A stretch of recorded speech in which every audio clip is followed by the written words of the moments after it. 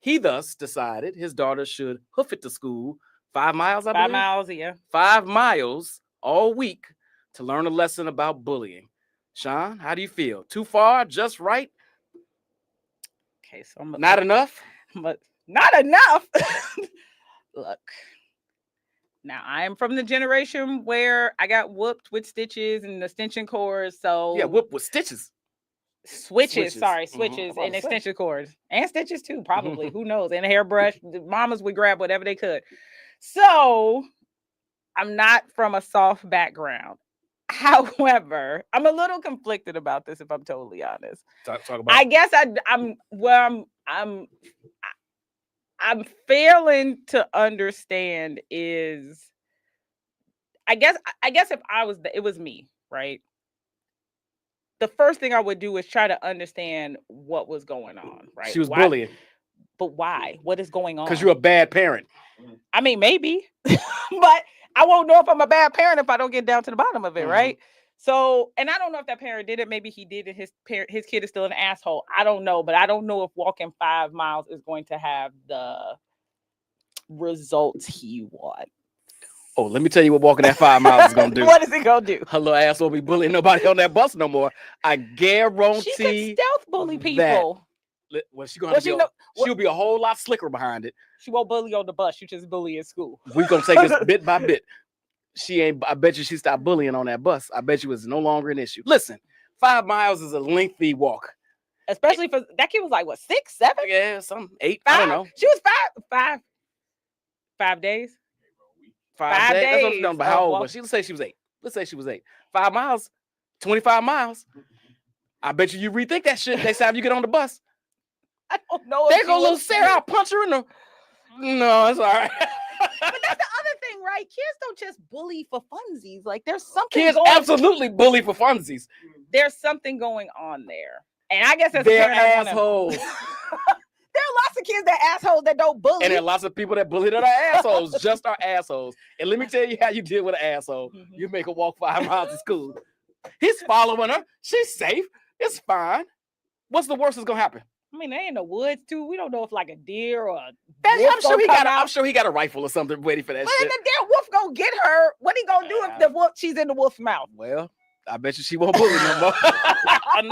another. Listen, I get that it may seem a little extreme and it seems a little long of a walk and all that good stuff, but you got the soft parenting shit. Gotta stop. Agree. I'm not saying that he has to woo her and like give So her what would you sweet do? hugs. What would you do Honestly, after you did your FBI investigation? I honestly have no idea. I'm a screamer, quite frankly, so I'd probably be yelling my fucking head off. I'm a screamer. Yeah.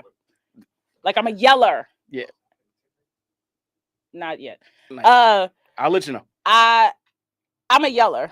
So I would she'd probably hear a lot from me. Let me tell you. And I'm not a particularly nice parent. Let me tell you. But I don't know about walking 5 Let miles. me tell you what's more effective. Walking 5 miles. We're gonna have a real calm conversation. I'm gonna let you know why it's happening to You you. can't let that And go in then- Chicago. You go walk her 5 miles while she walks down Jeffrey. If that's what it takes. Y'all gonna end up getting shot. If that's what it takes, Motherfucking I'll walk folks. with her ass if I got to be, but if that's what it takes, It's not she's really- gonna learn today. I mean, I guess. It doesn't matter that it's a girl. If it was a boy, would your reaction be any different? No. If it's a boy, he'd be jogging that motherfucker 5 miles. With the big ass book bag. She get to walk. He got to run. That Hey, book bag it was as big as she was. well, you want to ride the bus? The bus is a privilege. You want to ride to school? Ride to school Now, is a I privilege. do agree with him that the kids are very spoiled and they do believe things that we do is a right versus a privilege. I don't disagree with him there at all. And she does need to know riding the bus. And even her following her is a privilege. Because he ain't got to do that as a parent. He really ain't got to Well, feed her. I think at that No, point, he don't gotta. That's not. There's no you law don't that have- he has to follow her to school. He just got to make sure she go Sure. to school. sure he don't. I mean, if he want to go to jail, I guess. Again, we have a principal in the room. I believe the law is we just have to make sure they go to school. We don't necessarily have to. We don't have to create the mechanism for them to go to school. We just got to make sure they get there. I'm sure that's 100% correct. But that's fine. Either which way. Either which way. That's neither here nor there. All I'm saying is salute to that man and all the fathers in the world doing what they got to do to make your kids not an asshole. I mean, I respect that. He don't want his kid, but I will give the dad these cool points. He does not want his child bullying other kids. And a lot of parents wouldn't really give a shit if their kid was tormenting Now, some people would say that's bullying in and of itself. What do you mean? Him making her walk is a form of bullying. I could actually see that as an argument. I'm fine with that. My job as a parent is to bully your ass into proper adulthood. Again, that's not. I don't remember reading that in the parent bylaws. I don't remember receiving them. So it's that damn elusive book we never get. We never get. God damn it! I never got my alpha history book. I never got my parenting. Maybe they in the same place. Maybe tied together. Maybe. But what do y'all think in the comments? What do y'all think? Do y'all think the kid should have got that ass whooping, or is there maybe another way he could have handled that? Y'all let us know. Brian looks. Who just said that? You lucky I'm just seeing these comments. Who said I look extra Asian? Chicka chong chong chong chong. Anyway, I mean, I think that's also right. Why I would want to get to the bottom of it. What am I doing incorrectly as a parent that my kid is going around bullying people? Mm-hmm. Something's going on. Now, you didn't just come out the womb bullying. Well, maybe you did. Maybe you Damien. I don't know. Chances are you're an asshole. You know what? That's probably true. And that may be an opportunity for me to grow as a human being. Take it. Ron, take us into the next segment, please. Yes, letting go. And while Ron is doing that, we can have our first guest. He gonna walk in with his snazzy suit, looking real fancy. I'm be squished between two semi-handsome men with suits. Come on, Teron. Welcome, Teron. I believe that was that me. Yeah. That was we need an audience. We clap. do need an audience. We do need an audience track. We'll work on that for the next show. That's right. Are you blazing before? And then, so while Teron's getting set up, we also want to introduce our other guest. Yes. Who was joining us virtually all the way from be quiet. Let me do what I do. You wouldn't buzz yourself out. All the way from Dallas, one of the In the Zone podcast faves. We love her. Y'all kind of like her. My girl Jen. Hi guys. Hi from Dallas. Hi guys. Hi from Dallas. Hi guys. Hi from Dallas. Hello from Dallas, Texas. She does. She got the bright. Thank you, Taylor. Come on. What's up, man? All right. Hey, as always, a pleasure to have you all back on the show. As you all know, we've changed the format. We're going to change these segments up. We're not going to do just one, but these two kind of intertwine, so we wanted to put them together. One leads to the other. And we're going to start with letting go as parents. A lot of you all are sending your kids off to college for the first time or returning. All schools are getting back in session for the most part. You all's back to school pictures and college drop-off videos are always super dope, and I always love them. However, a few of you all, we're going to dive into that. So I'm not even. There's some people in particular you talking about? There's quite a few, actually. I'm not going to name any names yet, but I might get to them later as I have a couple more sips. But some people need some guidance to pop the titty out of these kids' mouth and let them grow up and let them be a man. Let them grow up. And we're going to dive into that a little bit today. Jesus, I already see where this is going. Sean, here's question number one for our guest, please. All right. So, Jen, what does letting go mean to you as a parent? And when did you first realize that you needed to let go? Oh, this is great. I'm glad I went to Jen first. Because Jen ain't let go of shit. Well, not one of them she did. The other one, a little bit of a work in progress. Talk to us about it. Thank you. So I will tell you that I did not let go until January 2025. And the impetus of that was the stress in my own life of deciding I can no longer carry the burden of these children and move to another state and have a new job and blah, blah, blah. So I decided that it was time for me to let them go. And if they needed me, they would reach out. And I would tell you, it's the best feeling in the world. Like somebody should have told me this shit 10 years ago, not 10 years ago. I wasn't ready. 3 years ago, and I would have let go then. It took them really kind of pushing back, my daughter being so happy in business school, my son being a boy or being a man, and then me having stress in my own life to finally like say, okay, fuck these kids. Like for real, fuck y'all. Wait a minute, Jennifer, hold on. Brian, no. We got to back this up. How old are your children? I was just about to, as soon as she was done. 30 and 25. At that I want the audience to understand. She said January 2025. She finally let go of a 30 and a 25-year-old. They were 29 and 24. That's not better. That's not making it not better. better at all.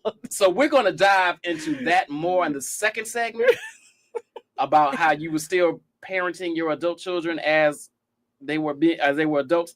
So when they were younger, I'm talking junior high school, maybe 6th grade, you were just hand holding them the whole time? No, so I really think it depends on the issue. So there were times where I would pop up at the school, like if my son was having drama, probably up until he was 12. You know, little 12-year-old boys don't want their mother like popping up and threatening other children. But I definitely did that at age 8, 9, 10, 11. Pause. You were threatening the other I will threaten a fucking kid. In a heart. I mean, I threaten people, today. And then even with my daughter, I flew in to Cornell. She had a bully, and I flew in like my daughter's from the suburbs. Her mother is not. Like, do we need? Wait a minute. Hold on. And then I got to get Ivy in here. Jen, you're gonna be the case study today.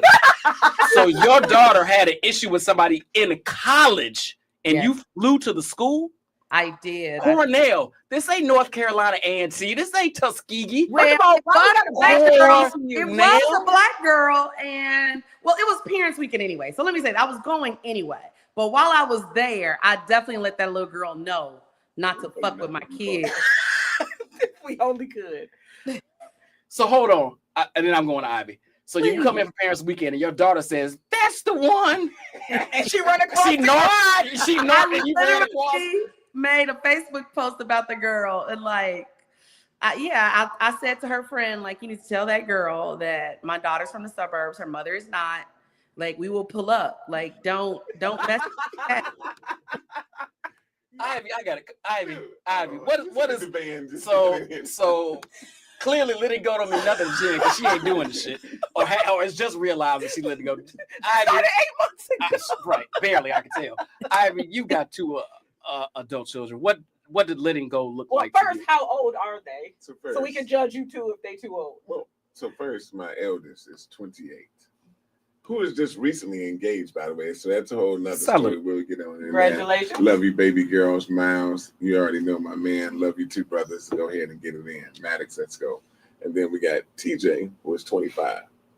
I will honestly say this: when I ultimately let go, when I really, really let go, is after Jasmine got out of college.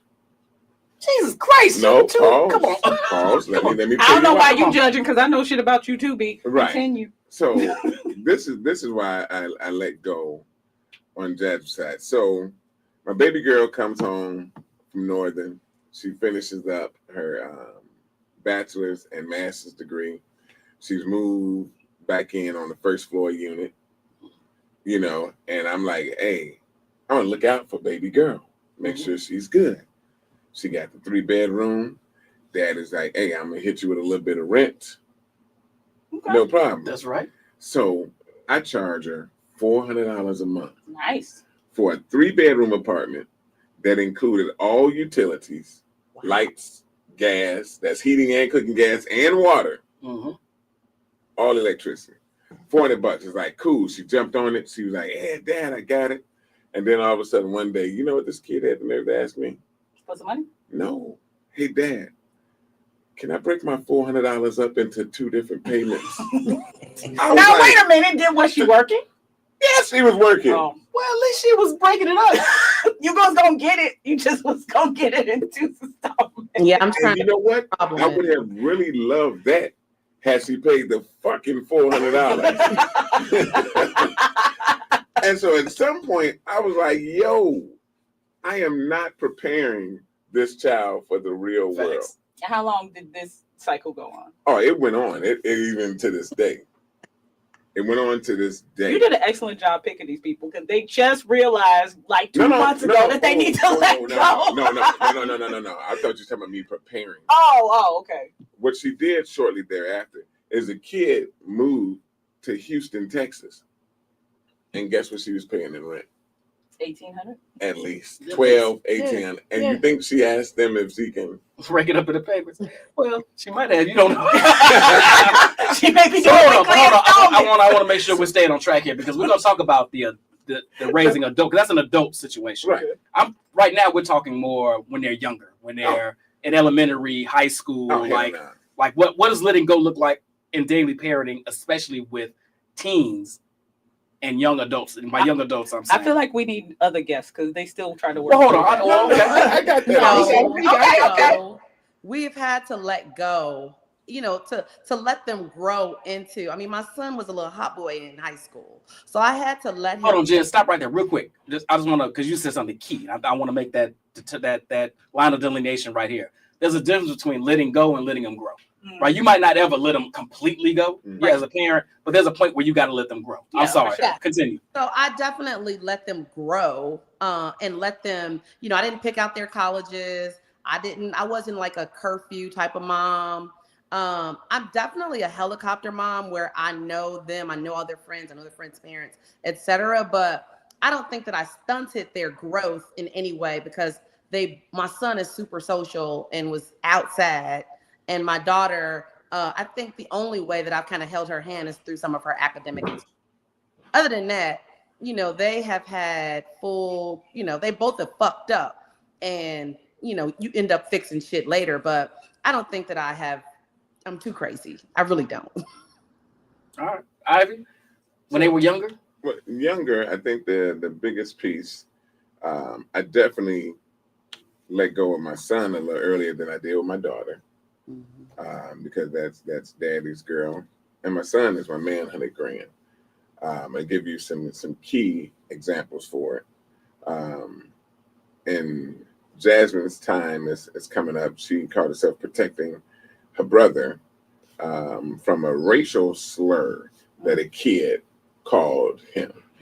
How old were they?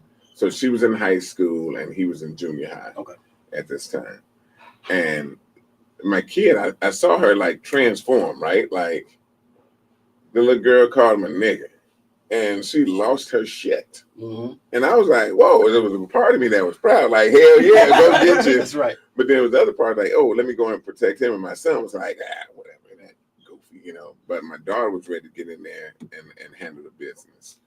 And, I had to explain to her. At one point, I was like, cool, go run that. We'll deal with the consequences that may come up with it.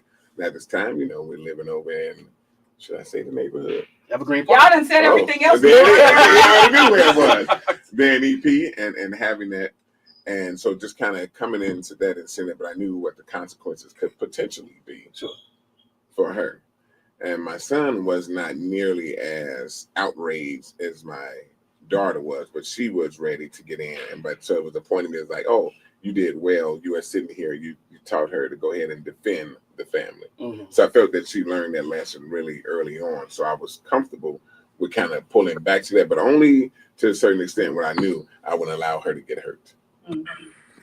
That leads me to another question. And I feel you. When Devin and Cameron were little, I mean, Devin might have been 9 and Cameron might have been 6 or something like this. They were in the gym and they were playing basketball or something. Devin was on a whole different side of the gym doing something different. And Cameron was playing basketball. Some little boy took the ball and shoved Cameron. I'm sitting in the stands. I stand up because I'm about to go do something. I mean, I'm not doing check it. Devin comes flying across the gym and knocks this little boy across the gym. I had never seen Devin as aggressive then or since. But in that moment, I was super proud. But let me ask this. How do you, and I think this is a key element. And then, Sean, I want to circle to you about some things because you got one of the younger children here. Okay. You have one, but she's entering junior high. Yeah. So she's been in junior high, but she's in she's young. Yeah. But my question is, Jen, I want to ask you first. How do you cope with or deal with or handle when you see them going down the wrong path? When you see them about to make a mistake? Nothing life altering, nothing life threatening, but you're like, yep, I done told you that stove is hot. Here you go, about to touch it. How do you handle? Do you stop them? Do you let them go ahead and learn a lesson? How do you deal with that? Now, I've had to let them both burn their hands on the stove because they got smart ass mouths. These kids think they know everything. So I got it honest. The example, even today, so my daughter heads out to San Francisco. She's job hunting, and I say, why don't you go pay rent in San Francisco? I have space. Your grandmothers have space. Well, I just want to be in my own space, and I just want to be able to get acclimated. Okay. Okay. See, okay. Good luck. She gets some bootleg ass Airbnb that she don't like. So now she couch surfing. And I said to her again, I have space. And I'm just gonna leave it at that. I'm not gonna Yeah, worry. but she's 30. I'm talking about when she was like 15. And I got something to add, but I'll call you about what I have to say later. Whatever. So, but that has happened throughout her life where she's very smart book wise. So she thinks she's smarter than me in every way. So I've had to let her just fuck up in multiple ways and pray that it turns out okay. And the thing about her is she doesn't really need a lot from me, just more cheering than guidance. And that has been really since she was 12. Like she came home at 14 and said, I hate this school, I want to transfer. And I said, okay, do the legwork on what it takes to transfer and let me know what I need to do. She did some legwork, came back home and was like, yeah, I'm gonna stay here with these racist kids. I was like, okay, sounds good. So there are times where I think throughout her life, I've let her kind of lead the charge. Now it's my boy that I'm standing right there, like going, holding his hand in because he went to Wisconsin, KKK land, and jumped off a bridge into the water with some white kids.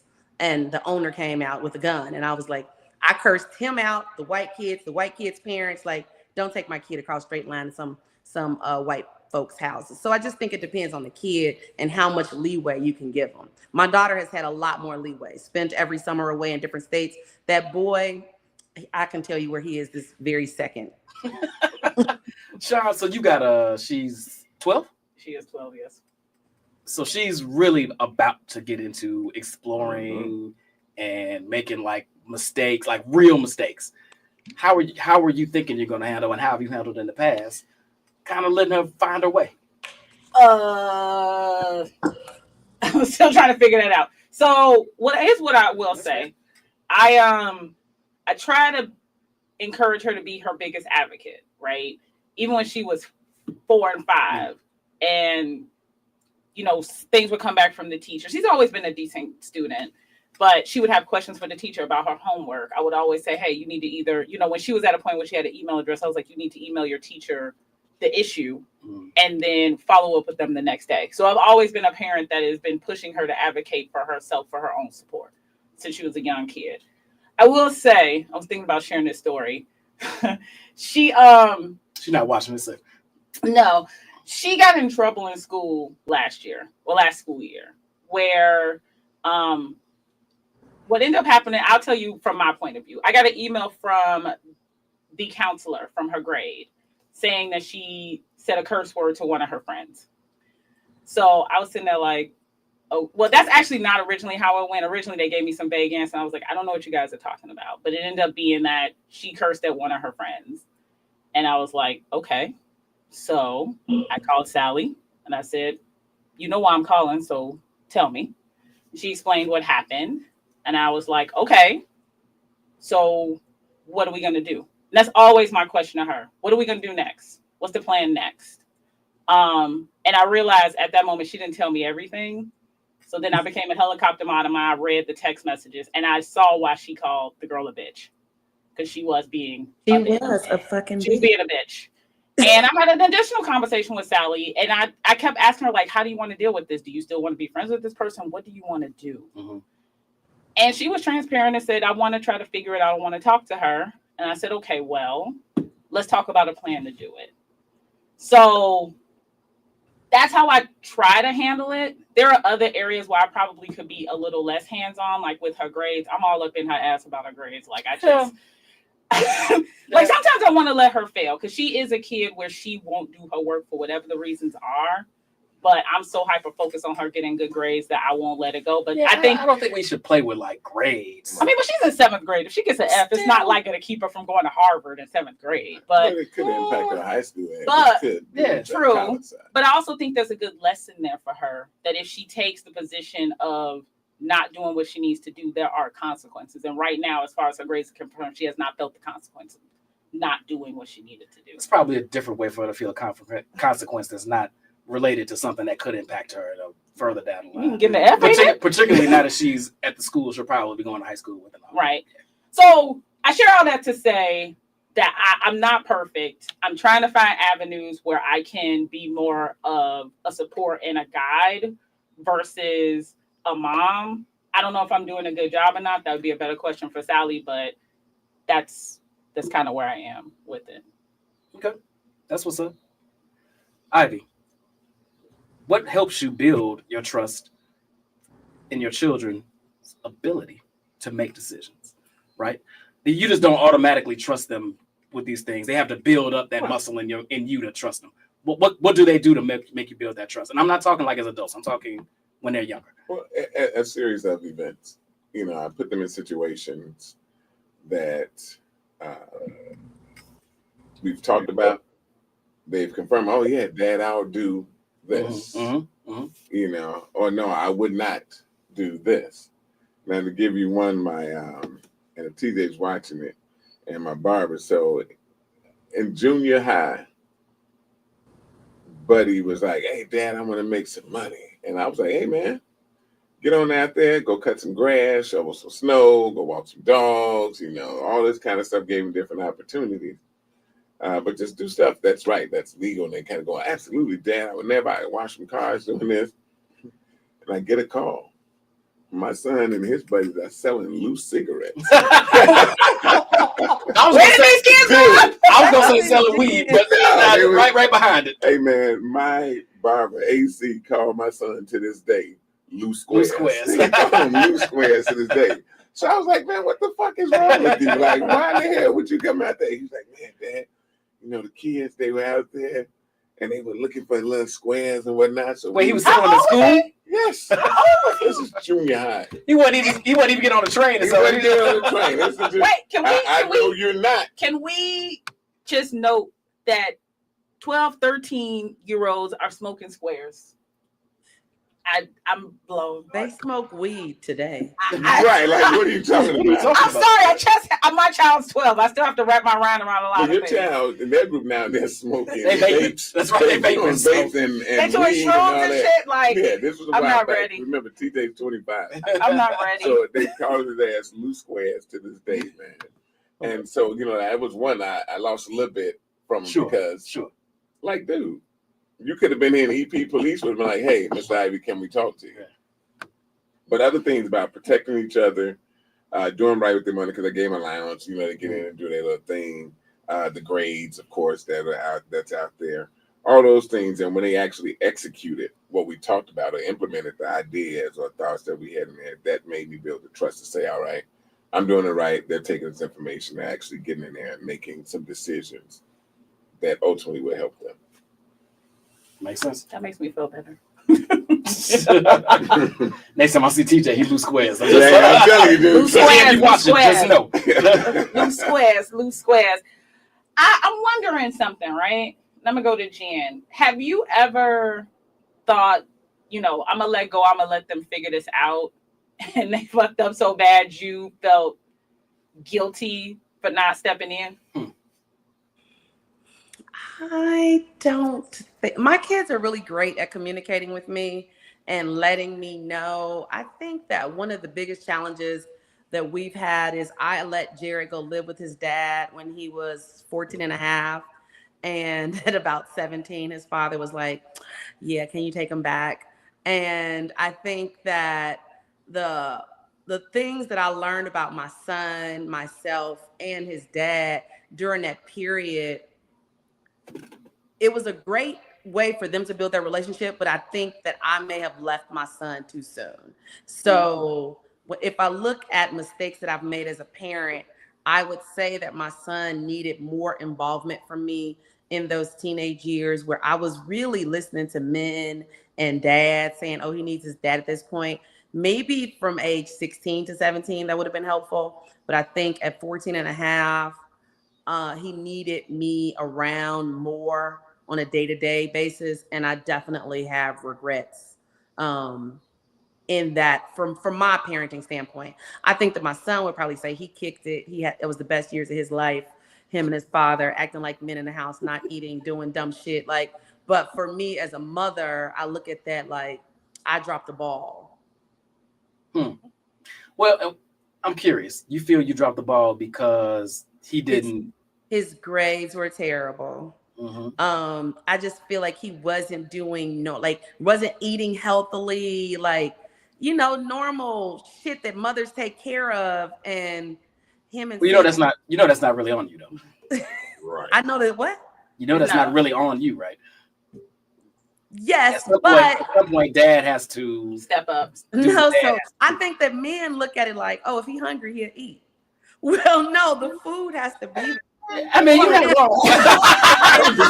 You're not wrong. So a mother is gonna make sure that he eats. A father is gonna say, "You see that there's some cereal in the cabinet? Eat that shit." I don't know. I'm kind of like that. No, that's right. Not for dinner, but for like snacks. If you hungry enough, go eat. Kind of like that. I made that chicken yesterday. You know where it is. Right. No. A mother, even today, I would not just assume that my children, if they're in the house with me, they still look at me like, okay, what we eating? What we gonna do today for food? So at 30 and 25, if they are in my home, they are looking at me for a meal. Next segment, we'll talk about that. I don't do that. I don't even know where we are. I don't even wrapped up in here right now. So my question was, my question was, have you ever let them go, right, and let them do something and felt any guilt around it because it just went so sideways? No, I didn't. I was fortunate enough not to experience that. You know, everything that they kind of got into was some of those minor things. Although my kids did tell me about some stuff later down the line. Damn, now the more I talk about this, I'm thinking about my experience of bringing these kids up in EP.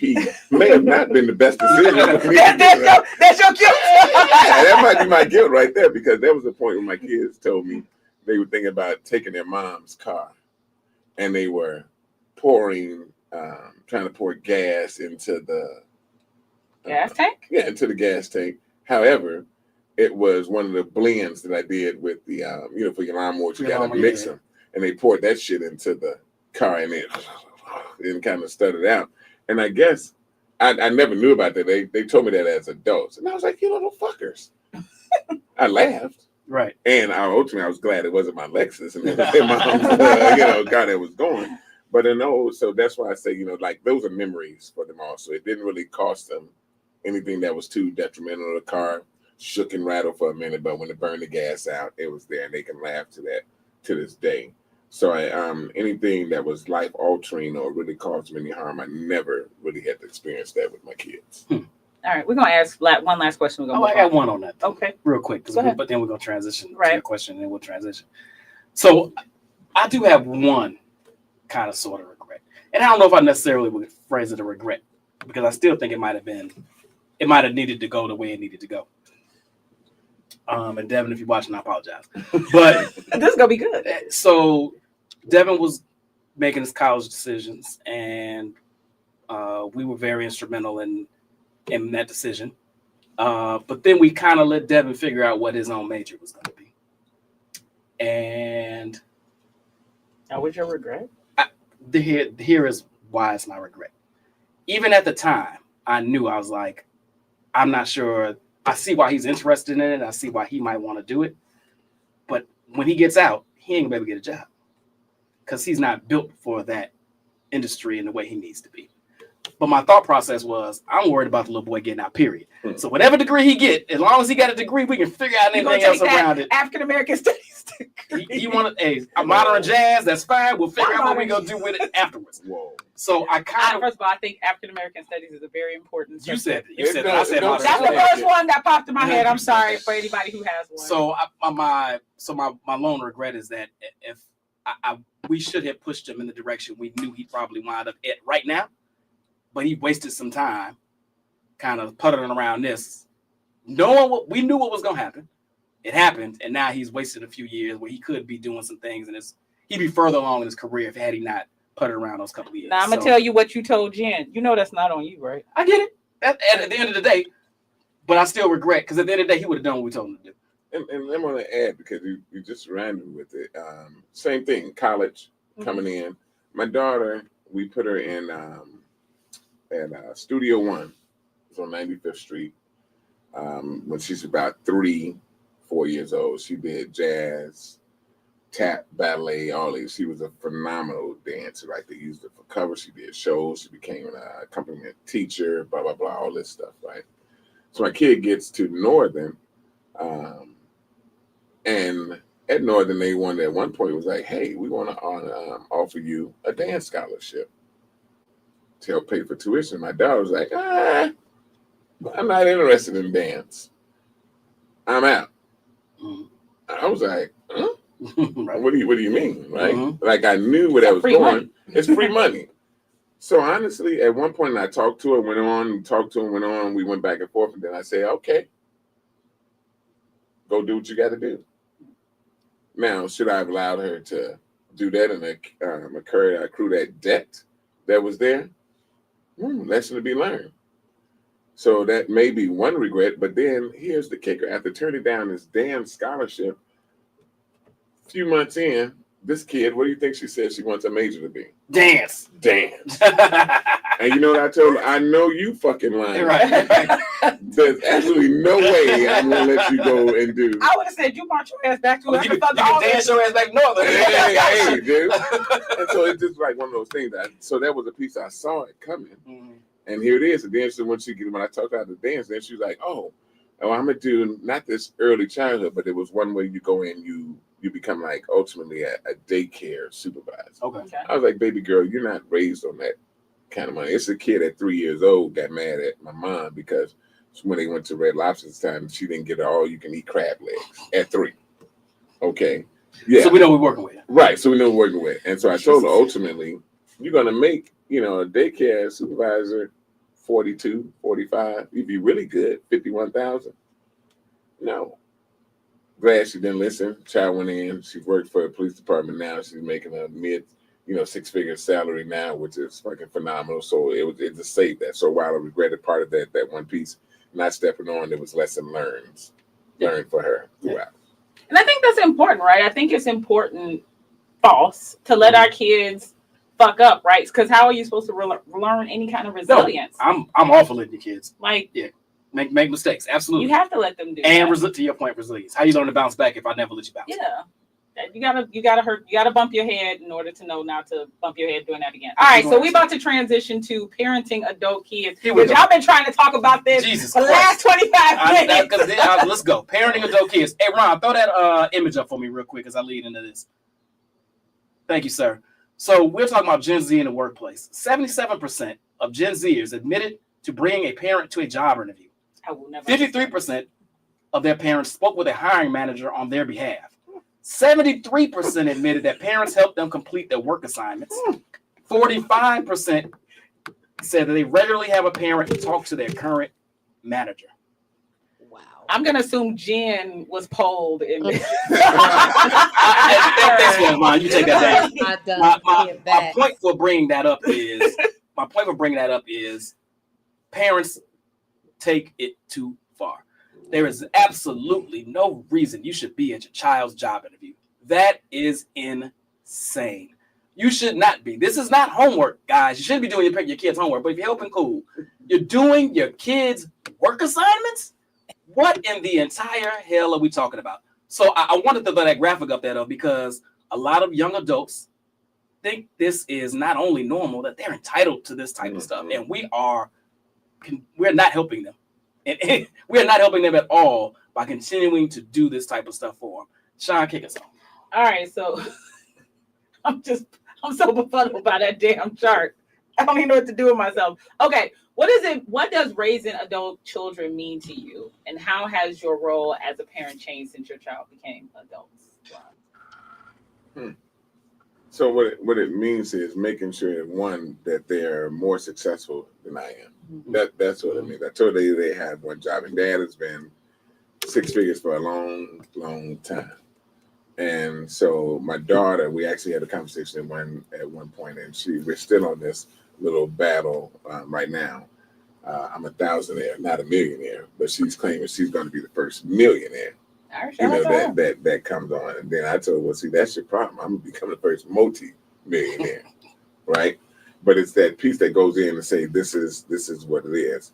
That graphic spoke about, hey, have you made a call on someone on behalf of your child and having it? You're absolutely fucking right. You know, I got it to the job to get them the job. Oh, okay. On their behalf. And so what it means for me, Jesse, yes, I've encountered this. These are Black children. Not all, but they definitely exist. We talked about raising the children. And my role is to make sure that they're successful. My role is to allow them to live life, experience life to its fullest. They're going to make mistakes, and that's okay. But my job, I feel, is to the mistakes that they make, I don't want them to be life-altering in a way that's going to be a detriment to them. Sometimes some of those mistakes can be that learning experience, and it'll take them to new heights on their career path or just in life itself. But I'm not going to see, if I see the iceberg there, we're going to turn left instead of keep going straight. Let me ask you this. Then, Jen, I want to kick it to you. Let's say TJ has an apartment. He's behind on rent. He says, Dad, I fell behind, You cover him. He falls behind again. You cover him. He falls behind the third time. Is there a point where you say, you're going to get evicted, but young buck, and you're going to learn this lesson? Yeah, the second time. Okay. The second time. He said that. I'm going the first one because it happens. You know, they get the new gigs. They got some money coming. Yeah. They trying to learn how to budget. And, You know, my kid, mine just went to UFC. And I was great. I wanted to go, with the fucking tickets was $650 for the way up there. Mm-hmm. And I got tuition that I got to pay. You know, my bill is $4,000 for these next two classes. I had to tell him, nah, man, I can't do it because I got to finish these courses for this doctorate. He's like, cool, I'm going. But he doesn't have any kids. You know, still at home right now with mom, got a new gig, he has those things. And he's trying to get an apartment. So it's funny he said he thinks he's going to move down in the West Loop and get a spot for about $800 to $1,200. He'll learn. Yeah. I mean, if he lived with 4 people, that's possible. Yeah. and that's a closet. And that's a studio. Right? You know? So getting into that. But the second time around, because we've had that conversation, the first one I get it, it happens. But times two, now you're going to figure it out. Okay, fair. Actually, I'm going to change the question for Jen because this next question, I'm going to enjoy asking her. You ready? Yes. What are some healthy boundaries you've had to set BG. or struggle to set? Oh, okay. I'm glad you added that second part. What was the second part of the question? What's funny is my kids recognize who I am. So they set the boundary. You know, there would be no boundaries if I was in charge of boundaries. But my children recognize that I always say I'm a blessing and I'm a curse. I will hop on the plane and come to you at a moment's notice. But the curse in that is that I'm asking all these questions and I might be in your business. So I think that I'm happy to say that my children will set the boundaries, and they have not let me into, like, as far as I'm concerned, they both are virgins. They haven't dated anyone. And I know these kids are likely not virgins, but I don't need to know those details. So those are boundaries that they have set because they know I'm gonna ask 8 million questions. And I think that, so I'm a non-traditional mom. You know, I kick it with my kids, we drink, we party. But when it gets down to the nitty gritty of their lives, it's really more consultative because at this point, they're gonna do what they wanna do. So I don't need to dive in too much at this point. I mean, they really are. I remind my daughter all the time that at her age, I was a homeowner twice and the mother of 2 kids. And so when I feel like they need too much from me, that's when I set the boundaries. Like, oh, you know, can you pay this? I really think that you could pay this yourself. That type of thing. Because they would have me pay all their bills if I did not set boundaries. I love that. Whatever you just did with your mic right there, Jen, keep doing that. So what I do? No, I think you just leaned in a little bit. Oh, okay. So what I'm hearing is they manage up. They manage until they don't want you to manage them, and then they say, I need this, that, and right. Yeah, and I'm so happy that I'm at this point where I'm just doing the bare minimum. And that might be a loan. So I loan money. I don't give money at this point. I loan money. I loan my son some money. No. Oh, yes. They do not. They absolutely pay back because they're gonna Okay. they're gonna need money again, Tyra. So I'm not. If you want to, I do not play about money, and they know that. So both of my kids have borrowed money from me, and they both pay me back. Okay. And even even if it's a large amount of money, I make them sign a document and pay interest. Wow. Okay. All right. Now, Jen, that's the first thing you said this whole show that I'm going to say good salute to. That is what's up. There you go. You getting it. They get old, you getting it. All right. All right, Tara, your turn. Listen. So let me just do a quick little piece with it. Brevity, brother. Brevity. Make sure I answer the right question. What healthy boundaries have you set or struggled to set? No. The healthy side of it is really allowing them to experience life. Okay.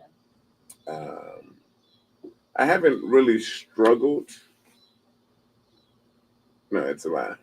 The ones that I struggle with right now is trying to push my kid to do the financial side of things, right? Like we know, hey, jump on this life insurance piece, hit this stock market piece, jump on the building while you're young and do all of those, right? Like my kids, when they were even in college, I told each of them, save $5,000 each, put it together, the two of you, and in whatever college you at, whether it's at Northern, TJ, you at Indiana, which I would have loved for them to do the Hoosiers side of it, or South Carolina, or even in Idaho, like go and purchase something, get you something down there in that college town that'll make you money after you go back. Mm-hmm. And I wanted to push them so hard with getting it, but these kids were busy like, hey, I'm going to kick it and have a good time. And I know that's part of the collegiate lifestyle. And I struggle with not just going to say, listen, you're going to fucking do this. You're going to bitch and moan about it right now, but you'll thank me later. Long or short, they didn't do it. But now both of them are like, hey, Dad, what are we going to do around this property side of things? How are we going to do this? And now they started thinking about becoming more of that entrepreneur, whether it's real estate, whether it's stocks, whether it's insurance, and learning the value of money and what it really means to start building generational wealth. Mm-hmm. And so that's my real struggle. I'm still learning. I still do it. I've been fortunate enough to be blessed with a group of folks in my life that has experienced it and are currently doing it. Mm-hmm. But I struggle with passing it. I don't struggle with passing on to my kids, but what I struggle with is not just really drilling it into them, because I know it could be a turnoff for them and they can retreat and go in the opposite direction. So thank you for leading me into my next question. How, given that example, how do you handle other decisions that they've made that you disagree with? Strongly disagree with? What I've come with now is a saying that was just recently said even with one of folks that I know, and her comment that she struggled with her own kids. She just said, hey, I'm going to let go and let God. And that simply means that, hey, I just got to go ahead and put on back. Both of them are grown. They are amazing children, and they're absolutely amazing adults. And I know they're going to make mistakes and do what has to be done. Again, it is my hope, it is my love that they won't have to suffer for a lifetime with it. But sometimes that struggle makes them that much stronger. Mm-hmm. To be able to come in and do what has to be done for them to be more successful parents themselves, mm-hmm. and more successful human beings. So I'm not trying to raise little assholes. Their dad was an asshole enough for both of them, but I want to make sure that I put them in that position to be successful. So, and there's a struggle, I think, Ivy. And I think all parents to an extent can relate to that and to this, that I think all of our relationships with our parents are different, obviously, but I think we were the first generation of consistently where a lot of our parents at least, went to school, went to college, or at least had some like nice government job, or were mm-hmm. doing some things, right? Mm-hmm. And they poured into us, but not like I was just talking about how when I was in high school, nobody helped me with my college applications. Right? No, right. I didn't get that. Nobody reviewed my letter. Right? I think I paid my own fucking application fee. Right? You know what I'm saying? I don't think my mama knew where I applied. Where'd you get the $25 from? So I saved my allowance. And that worked. Shoot, I didn't eat lunch for a couple of weeks, so I had the fee. And I think it was more like 75. But anyway, whatever it is, there was some setting us up to know we could do better because we've seen them do better, but not this hand holding. I think we're the first generation that's grabbing that hand and not letting go. And I think we're doing them a service and a disservice all at the same time. Great. I'm glad you hopped in because I was literally going to ask you the very same question. How do you deal with disagreeing with Cameron and Devin when you don't agree with the decision that they're making? And just before I just want to make one statement because what you just said there. What our kids have done that our parents are doing, we didn't do totally. These kids right now, man, they don't give a fuck about, us. We were like, oh, man, we're going to get a good job. We're going to stay there for 25 years. These kids, man, fuck that job. I'm out of here in 3 months, 3 years, 3 hours. Good for them. And good for them. They understand we ain't got to take this. No, good for them to an extent. But they also ready to jump ship too quick. And they are. That's the downside of it. Right, like, hey, this ain't the crib. The job going to be a little, occasionally your boss going to get on your nerves, and guess what? You got to deal with that. No, I don't. Yes, you do. So you got to deal with them getting on your nerves. That's the nature of the beast. Yeah. So anyway, to answer your question, right now with Devin, as long as he ain't in my pocket, do your thing. Okay. Do whatever you're gonna do. Now, that's probably gonna bite me in my ass later. Dude, I'm like, hey man, Devin's a good dude, man. I think since he's graduated, he's probably borrowed $1,000 from me, and I think he's paid back like $600. So you're winning. No, I'm winning right now with him. Cameron's always been the I'm good, I don't got it. Like Cameron, when he was in high school, he would come back from walking from Walgreens. I don't know, he didn't have to walk, but he just decided to get his ass up and walk. And he'd have deodorant and toothpaste and shit like that. And I'd be like, what's that? He'd be like, I was out of deodorant and toothpaste. Bruh, tell me you out of deodorant and toothpaste. Next time I go to the store. So he's always been that kid. So I've had on both of them, I've been blessed. But to answer your question more directly, if they were doing things as adults that I didn't agree with. Well, they are adults. But right now, they're not really out of bounds. Mm-hmm. If I would say my piece, I would tell them they're probably making a mistake I made. I would tell them the consequences that could happen to that mistake. You already see the good side. You wouldn't be thinking about it, but here's the other piece. Mm-hmm. And to be frank, if you go down this path, you're on your own with it. Yeah. Don't come to me. Yeah. Don't holler at me about it. Don't be like, Dad, you was right. You can say that, but that's all I want to hear after that. Now, if I'm being honest, I'm probably still going. Oh, we know, nigga. To an extent, bail them out. We know, but I let them at least steward it for a little bit first. Goddamn Virgos, Jen. I'm interested because I know you, so this should be an interesting answer. Can we play the helicopter noise? I hope I'm close enough for you to hear "fuck you." What do you do when you strongly disagree with your kids' decisions? Like, how do you handle that? So my daughter had an offer after interning last summer. Not only was it a big offer, but they were going to pay half her tuition. She hated the job. She was like, I don't like that job. I don't want to work there. Fuck that job. I was like, but you know they're paying half your tuition. I know, fuck that. I was like, okay. So now she's graduated. She's in debt. She does not have a job. I'm not going to say I told you so. Because I already know that she knows that she turned down not one, but two $200,000 a year offers. So I don't need to say anything. That child is smart. She knows in the back of her head, this is Donald Trump's economy. I pray it's going to work out. But I'm not I told you so kind of mother because I think that that's horrible. I don't want to rub it in. I just make a little look and go on about my business. I'm telling y'all, I'm free now. I am free from these kids. Fuck these I'm not kids. believing this shit. I will see. No, I will tell you, fuck these kids. I am free. I am down here in Dallas. I pray that they are doing well. When they need me, they'll call me, but I'm not I don't think, I don't disagree with. I mean, my son been in school for a minute. Nigga, graduate. But okay, you want to stay there forever? It's fine. More than a minute. But, but I think what Ivy was saying earlier is key, and I'm talking back to you, Sean. Here's where I get frustrated. And this is where I was going originally. I got a little sidetracked. My parents didn't instill in me the things that made them successful. I won't say it didn't instill in them. They didn't teach me the things that made them successful. My dad was playing the stock market. My dad was doing this. My dad was doing that. My mom was always investing in deeply in her 401k and yada yada. And it was kind of with me. I graduated and got a job, and it was kind of like figure it out, right? So now we're trying to impart this wisdom because I learned that my parents didn't do a great job with me.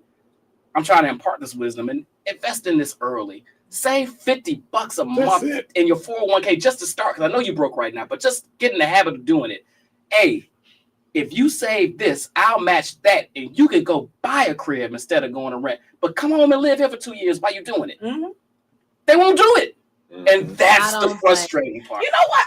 I have to respect a child on some level, right? When a parent is like, you can live here. And I actually dated somebody whose parents were like, you know what, move in, live here for 3 years, buy some property, and, stack your money because we want you to be successful. Now, he did it, but there's something admirable about these kids not wanting that they want to try to figure it out. There's something very admirable about that. I respect that. I respect it to an extent. I mean, it's stupid, but I was that kid. Like, my mother was like, stay here. And I was like, hell no. And rented for 2 years before I bought something. Like, the peace of mind of not being in your fucking parents' house is worth the extra whatever year it takes to buy a place. Jen, I agree. If you rent for 2 years and you can save up enough to buy something after that, if you still renting and you fucking 30, you did it wrong. You did it wrong, and I'm trying to save you the heartache and the wasted money. But the thing, I'm gonna go back to what I said earlier. The heartache and the pain is what builds resilience. Agreed. It builds resilience. Agreed. I was supposed to be able to bury me.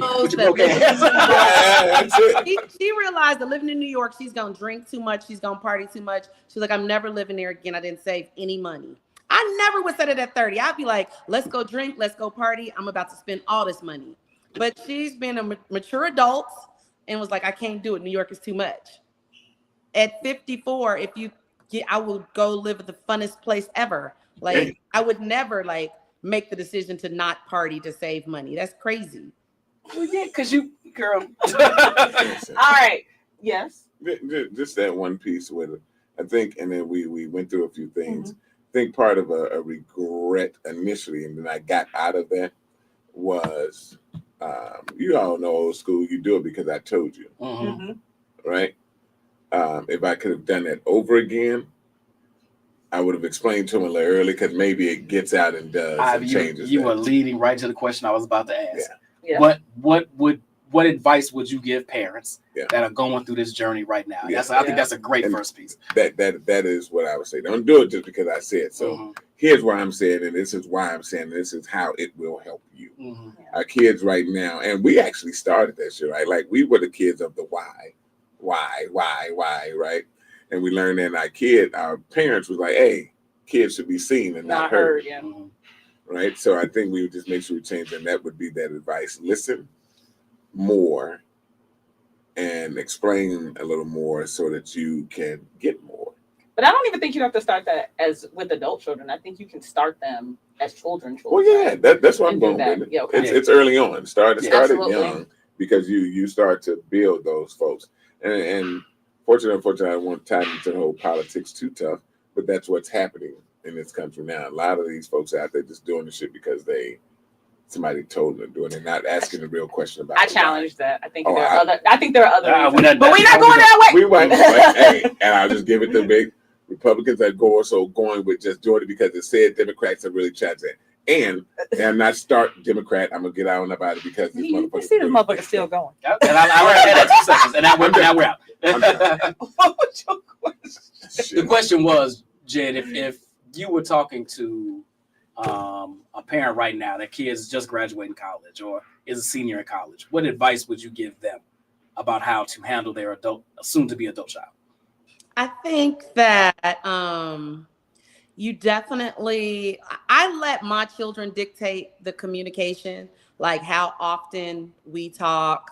And also, I will be honest and say I let them dictate what we're going to talk about. So it wasn't a lot of me, you should do this, blah, blah, blah. It's really listening. And then I think visiting them and getting to know their friends and kind of learning where their head is at has definitely played a key role in me kind of knowing what they want in their lives and what they value, and then talking to them about those values, just making sure that they have clear understanding of what a good spouse looks like, what a good life looks like.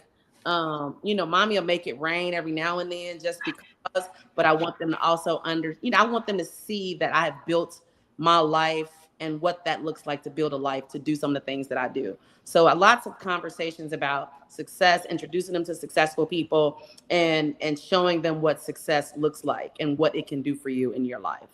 I love the combination of those two answers, right? Like, and putting them in the network and introducing them to successful people and letting them learn what success looks like in different avenues, looks like in different avenues, but also what Ivy is saying as well, right? Like having, to an extent, a conversation about, this is why I'm telling you to do it. This is why I'm putting you on this path. And here is why. And these are the reasons. And I'll say again, to an extent. And then at a certain point, I'm going to be like, shut the fuck up because I told you to. I'm not going to keep going through all this, but I do have moments where I'm just like, just do it because I said so. God damn. All right, next question, sir. No, I was going to just ask if your children were listening, and they might have been at one point, might be now. Loose squares might still be in. If your children are listening, what would you want them to know about your love and letting go? Jan. I think the hardest thing for me was like her going to business school. Like, she kicked it so hard. She went from talking to me probably 5 days a week to talking to me, check my location, and if I'm home, you can call me. That's really what made me let her go. Like, all right, bitch, you went from talking to me all this time and needing me to coaching you through your career. Now you kicking it and partying in business school. But I think that it helped me let her go and gave me this life lesson that when she is sad, like she's sad right now, she's going to call me every day. When she's happy, she's not going to call me. And I should look at that as being okay. And it took me to her being fucking 29 for me to say, she is not calling me because she's happy. The same thing with my son. He is not calling me because he's not in fucking trouble. He's working and he's in school. Leave him the fuck alone. And I think, God, I wish I had thought about that when they were 25 and 20. But it didn't hit me until I honestly went into this little funk. Like, why aren't my kids talking to me? And they're not talking to me because they're good. And they will call me when they need me. And I'm so happy to be here, y'all. But I wish that I had been there sooner. So if you can get to that point with your kids where you recognize your space in their lives, my space in their life is cemented in their love for me, and we don't have to talk every day just because I'm being needy mommy. Okay. Aww. Come on, that's a huge blessing in that your kids, when something is going on, you're one of the first people they want to talk to about it. That's a huge blessing because they could reach out to one of their dumbass friends who can give them some stupid ass advice, but their first impulse is to call their mommy to direct them. Their friends ain't got no money. Samari's friends got money because they all work in the same industry. Friends might be. They probably tricking now, off. Jared, on the other hand, you're right. Ivy, if your kids are listening, what would you say about your love for them and letting go? The biggest thing I want them to know, my love for them is unconditional. Me letting go. Well, let me go back. It's unconditional. It's warranted. It is something that I don't think any other, and I'm talking about mine, there's no other human on this earth that wants to see them to be successful. I've had a conversation with my son several times going, there's a difference between a dad and his daughter and a dad and his son. Sure. My daughter knows I'm going to the end of the earth for her. I think my son knows that as well. But it's a little different on the daddy daughter side of it, right? She was my first love. It was those conversations with her knowing that, hey, daddy is going to be here for you no matter what. I shared with you at the top of the story that she has recently, just this past weekend, got engaged. But my daughter knows that, hey, Miles, I love you. And my daughter loves Miles to death, to life. But she also knows that, hey, Miles, if you don't do it, daddy's going to be in here. But I have to teach her that other side of it. Like, hey, I do love you, but Miles is the man. Now Miles is taking over that match. That's right. Absolutely. And I'm going to be here, but I have passed that torch because Miles is an outstanding dude. Also, he came to her dad and said, hey, I wanted to ask you for your daughter hand in marriage. And that's not what all these kids are doing right now. And then my son, I had to have that conversation with him and let him know I am really the only man on this earth who truly, truly means when I say, I want you to be more successful than me. It's a lot of dudes that say out there, yeah, man, I want you to do better than me, this and that. But yeah, it's some hate that's going on with it. But I've done everything I needed to do for him to make sure that he is more successful. And I mean that with every fiber, in my being. So I look to be able to have that to happen for them. And that piece of letting go is me really letting go for self and saying, hey, I've done a great job. Yeah. I felt that I've come close to the end of it. There's a lot more that's going, but I've gotten there to a point to where dad is really comfortable enough to say, hey, you two got it. Go out there and be great. Oh, there it is. I want you guys. I don't know about Jen. She a helicopter. She gonna beat up my friends and shit. I don't know about that. All right, we're gonna transition to the last segment. Let's do it. Our final segment. I hope y'all boned up because I boned up and I was like, I'm gonna tell you right now, I did not. I'm gonna tell y'all, I researched and I was like, damn, I don't have a lot of black families I like. Well, to be fair, they don't have to be black families. It was not a So Sean came up with this idea, and I love it because it's kind of linked to this topic. We're going to do a quick draft. We love a draft around here. Quick 10 minutes, round robin real fast, of our favorite TV parents. We can do 2, and we can talk a little bit about why. Yeah, we don't have to. It's not going to be a 10-round thing. It's going to be like 2 picks. And we did not pick an order. I'm fine going Teron, Sean, me, Jen. Okay. Or I'll go last. It don't matter to me. Well, Teron is already. Teron. We forgot the rule is except for the Cosby. That's some bullshit. So okay, I do have another. Every parenting. He made that shit up on the spot. I just made it up. But I'm okay with that. I just made it up. And so we go draft a real quick draft, and this is gonna tell a lot about us as people. Our favorite TV parents. Yes. All right, Teron. And not the Cosbys. Blackish. What are their Solid. names? That's a good one. You don't know their names. Rainbow, and I forgot her husband's name. Yeah, but with them, and they did exactly what we're talking about here, right? Like they allowed the kid to make mistakes. They had those conversations as husband and wife. They put themselves in a position with the kids, put the kids in a position with them, and they even came off. They even got a spinoff. They did. Oh, they did. Well, the kids got a spinoff, but right. Yeah. So their kids are gonna do better than them. Oh.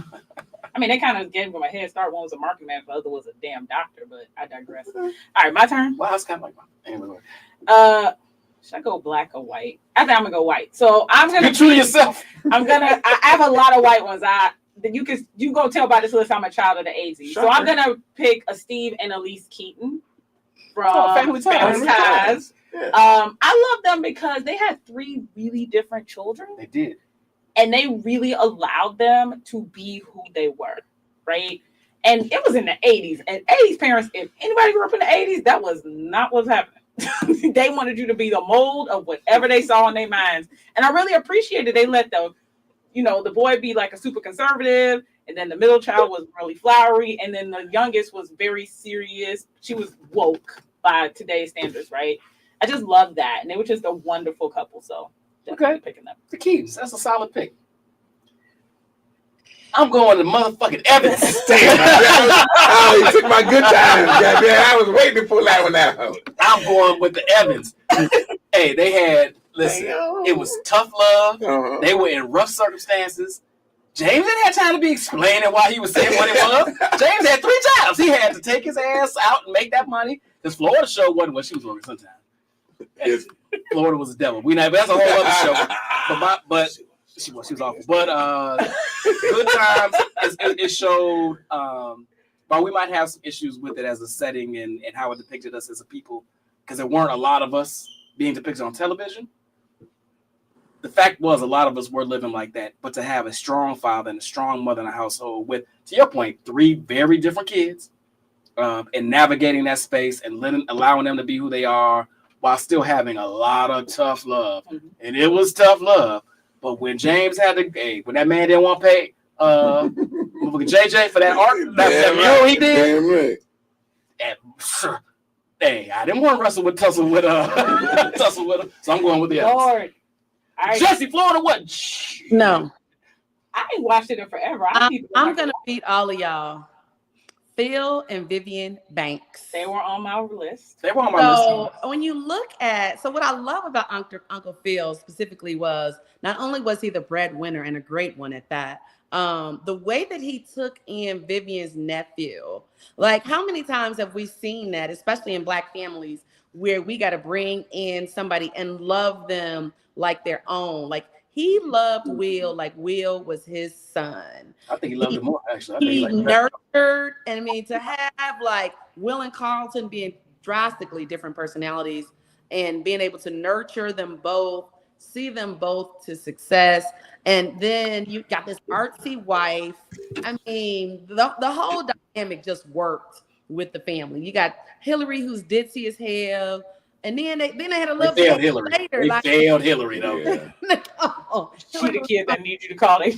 They failed. That's right. I really like the way that they dealt with all of their struggles, though. Even in the modern Bel Air, they're doing a fantastic job. Phil and Vivian are the parents that I appreciate Phil and Vivian in the new one more than I do the old one, actually. Yeah, I mean, they definitely. Vivian has her own ambitions and goals and career and. You know. Oh, you forgetting about Aunt Viv trying to go out and dance? And I was about to say she had ambitions. The first one. I don't Black Aunt Viv. I don't forget that. That second one was episode. Black too. That's an episode. So yeah. Oh, that's right. She was a college professor. Y'all done made her ass a damn housewife. Exactly. And remember, she got a job at the professor. Y'all done made her goddamn housewife. You're right. My bad. It was a light skin one. Don't be shitting on Vivian. You're right. My bad. All right, we doing Snake, right? Snake. So it's Jenny. So Jenny, your Jen. So, my second one is Rebecca and Jack. Oh, God damn it! This is Wait, who? Jack and Rebecca Pearson from This Is Us. God damn it! Oh, I didn't watch this. That was my next pick. No, but what I loved about them was, again, they had this extra child that they loved on, who was this little genius, and they really played into his strengths. And then, they had this little chubby kid, and they was dealing with her little chubbiness, but just loving on her and never making her feel less than because she was a chubby kid. And the way that daddy loved his daughter, that is some true daddy-daughter shit right there. Like, I love Jack Pearson as a dad. It's hard to beat him. Like, yeah, no. You undersold how they got the additional kids. So the way they got the third kid is the mother was pregnant with triplets. One of the triplets passed away during birth. And the Black child that they adopted happened to be brought into the hospital that very same day. And the doctor that delivered their triplets suggested that they adopt this Black boy who had been left as an orphan, and they took him in. They were an outstanding. I mean, they had some fucked upness too. Were they white? Yes. Okay. And they had this little Black son, and you got to see them navigate having a Black son and how to deal with that and how to keep him Black. Very authentic way. It was really amazing to see. They said all 3 of the kids were a mess, though. Oh, everybody's a mess. Right? But that's what made Shamika, the daddy dad. So, a parental death at a young age, I mean, that's impactful. Yeah. The mama did the best she could after that. She did. And she married the daddy's best friend. That's a whole nother. Right. Why you got to throw that in, Chantel? I mean, but it's true. That's when I stopped watching it. What episode was that when I realized? Season 1, episode 5? I'm like, this is trash. And for that reason. I'm like, is that the best way to do it? But he was dead. It had been dead for a handful of years when they got together. So I'm just saying. Yeah, what I'm telling you is, if Ivy die, I ain't dating Tina. All right, it's just out. It's just not happening. I agree with you. All right, your pick. There's rules to this shit. pick? I told you I did not do any research. Well, just pull one out of your ass. I know I got one already. This show was, I think, a little underrated and not watched as much as it should have been, but I really enjoyed it, in particular because they had a stupid ass son that they loved into a nurturing place anyway. My wife and kids. Oh, okay. Junior is a goddamn idiot. Definitely. And they joned him for being one and still raised him to be an all right adult. He had a kid in high school. Was he all right? Well, that wasn't his kid, though, was it? Yes. He remember he got the girl pregnant. Oh, he did get the girl pregnant. So that's because he was an idiot. All right. He just didn't pull out. He did right. He was all right. He was fine. But even then, they took the baby in and the little girl in, and they were figuring it out. They're a little bit more well off than not the Jeffersons, than the Evans. They ain't had the Jeffersons money, but I just love the way that there was this. You could crack some jokes on your kids and your wife and how you operate as a family, but still there was all this love and all this good stuff. Plus, you could tell, I like the shows where they replace people. So Katie got replaced. Right. What is with y'all? The daughter got replaced like boom. She gone. You had to have a little light-skinned person in there, and I fight for that every time I can. Sean? Lord. All right, so I'm a change this just a little, but it's still parents. I'm gonna go with 3 gentlemen that came together after one gentleman's wife died. They came together in this house to raise my 3 God blonde, beautiful daughters. We're gonna go with Danny Tanner, Jessica Zopoulos, and Joy from Full House. How do you not love Full House? Never watched an episode. How? Never watched an episode. I love because I was 30 when that Full House.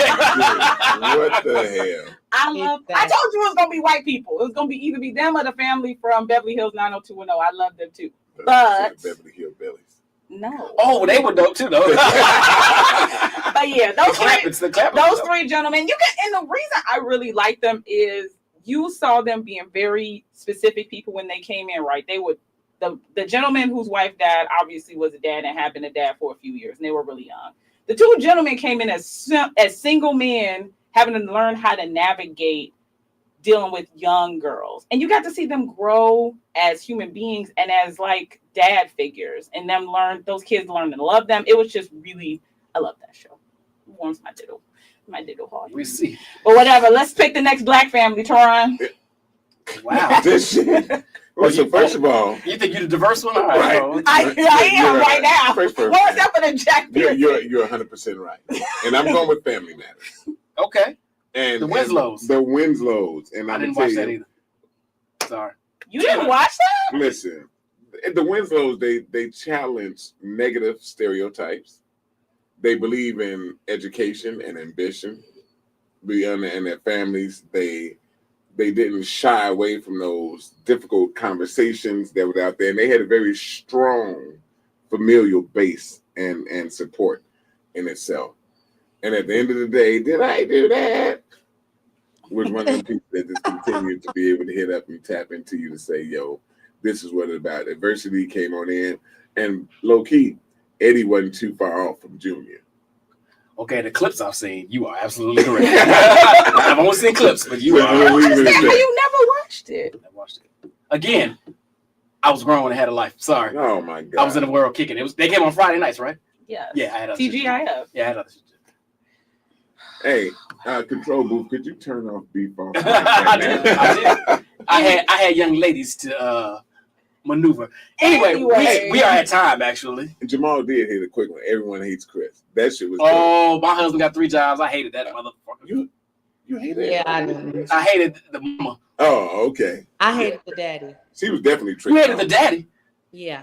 All he did was have time to work. Why you gonna hate him? Whatever. I didn't like him. Moesha wasn't shit. I didn't like the parents in Moesha. They were slightly neglectful. I didn't watch that either. I said thank you.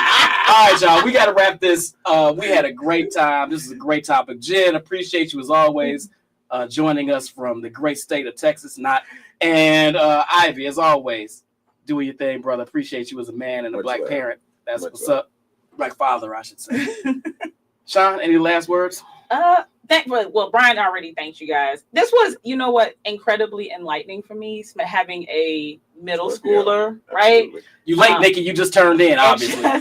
having to think about, and I don't know if this is just me, right? Thinking about what kind of parent I'm going to be in the next stage. I'm always, because I realize I have to be a different parent at every stage of her life. I cannot be the same parent I was when she was born as 12. That's just not can't happen. So what does that look like for me to go into the 12s and 13s and 14s and the 16s? How can I parent her at those ages? So I appreciate that. I'm looking forward to seeing that. Like, no, serious. Like, as a parent, you coming in at that 13 and beyond, middle school is a different animal. It's a different beast. You know what? One of her teachers described middle schooler as like these really big kids with all these little kid habits, right? Like they're doing very mature things, but then in a moment they'll do something dumb. Like I can't even think of nothing, but they're always toggling this world of being like having really young habits, but also having a very mature way of thinking. It's just very curious to watch them do that. Yeah. So, all right, y'all. We will see you right back here next week, same time, same channel. Appreciate you as always for tuning in the Zone Podcast. Till next week.